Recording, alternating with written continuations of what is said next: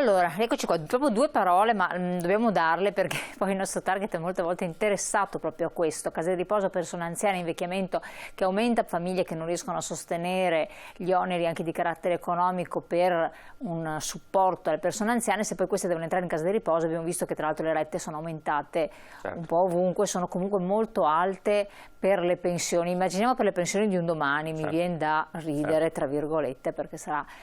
Il comune, quando è che interviene? Come fa a intervenire i comuni in genere? No? Allora, partiamo da una logica intanto. Per entrare in una casa di riposo ci vogliono da 3.200 a 3.600 euro al mese. Questo implica che su una casa di riposo dove ci sono 120 anziani di media, in quelle che funzionano meglio, ci sono 50 persone che seguono gli anziani. Questo è il numero che gira. I comuni cosa possono fare? I comuni intervengono e sopperiscono completamente al titolo se manca qualsiasi familiare a carico.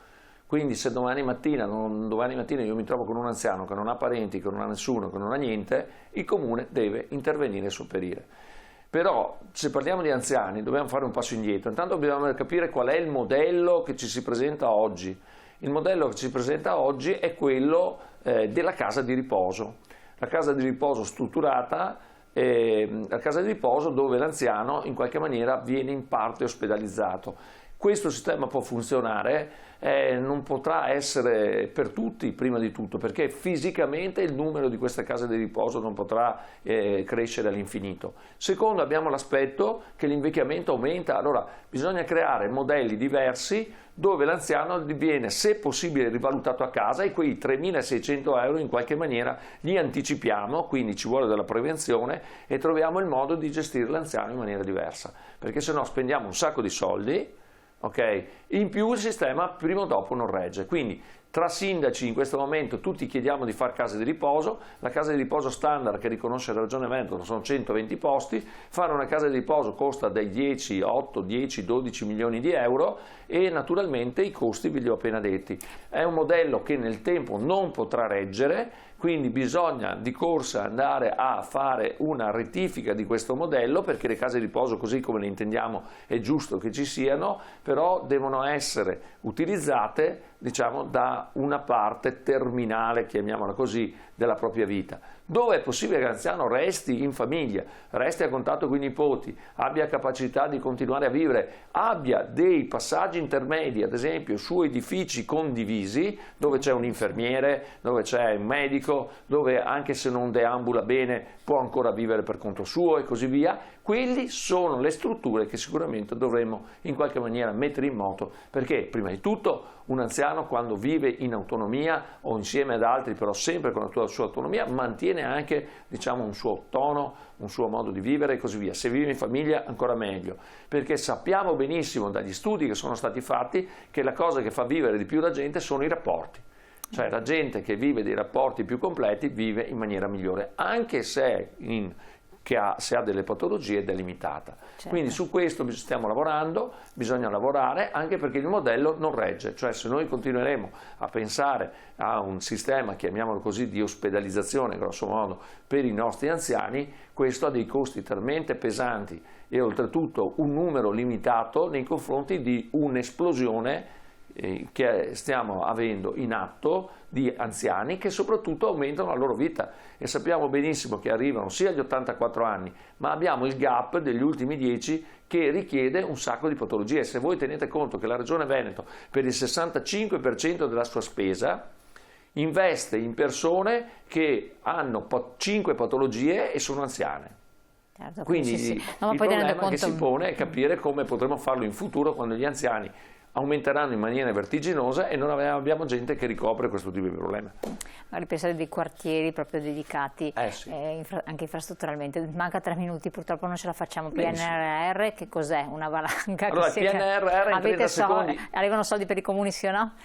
Tanto, è una grande opportunità sicuramente, è stato studiato bene, no perché il tempo è tutto compresso e dobbiamo fare progetti significativi in pochissimo tempo.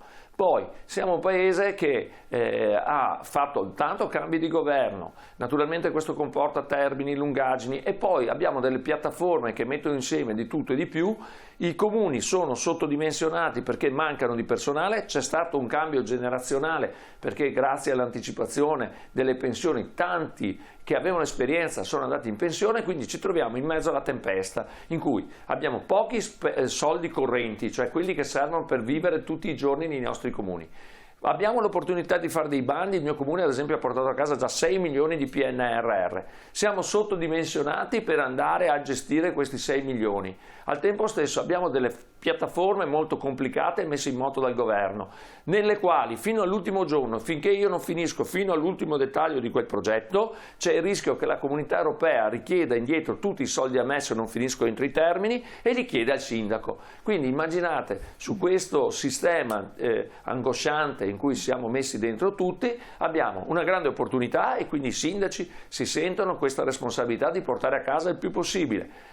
Anche perché sappiamo che dal 2026 si controverte tutto, ovvero non ci saranno più soldi e dovremo pagare tutto quello che abbiamo realizzato. Abbiamo tempi stretti, personale è quello che c'è, ci arrangiamo, dobbiamo fare bel viso, cattivo gioco e penso che De Caro l'abbia detto in ambito nazionale in tutti i modi e in tutte le maniere, bisogna fermarsi veramente costantemente sopra un tavolo di lavoro e andare a mitigare tutte queste problematiche e portare fino in fondo questi finanziamenti che non vanno persi, però devono essere anche ben investiti, perché è come a voi dicessero questo: tu devi andare in vacanza, ok? Sei uno che non ha neanche i soldi per fare la spesa, ma nei prossimi 3 mesi tu avrai 3 milioni di euro da spendere e puoi spendere solo in quei 3 mesi.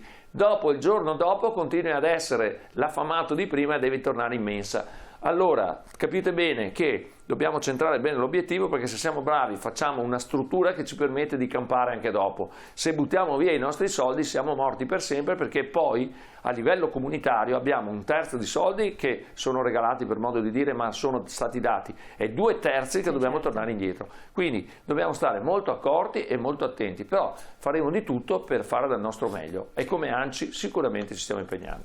Allora, Presidente Cavazzana, abbiamo parlato, è stato molto gentile a stare con noi di alcune tematiche, ce ne sono tante altre effettivamente, perché poi dobbiamo anche affrontare altre questioni, magari lo faremo in proseguo di tempo perché sarà necessario fare degli approfondimenti. La ringraziamo di essere stato qui con noi, le auguriamo buon lavoro e ne ha da fare, quanto abbiamo capito, tra una cosa e l'altra e anche con la famiglia, visto che ha una bella famiglia numerosa.